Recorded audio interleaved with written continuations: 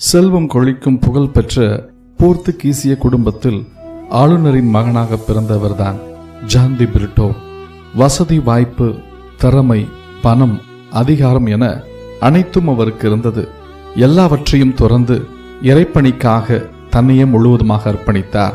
1678ஆம் ஆண்டு இந்தியாவிற்கு வந்து ஒரு சாதாரண துறவியாக வாழத் தொடங்கினார்.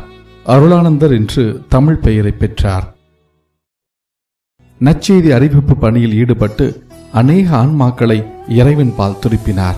இயேசுவுக்காக உயிர் துறப்பது மிகப்பெரிய பேறு. அத்தகைய பேற்றிற்காக நான் ஏங்கிக் கொண்டிருக்கிறேன் என்று வாழும்போது சொன்ன சொற்களை வாழ்ந்தும் காட்டினார்.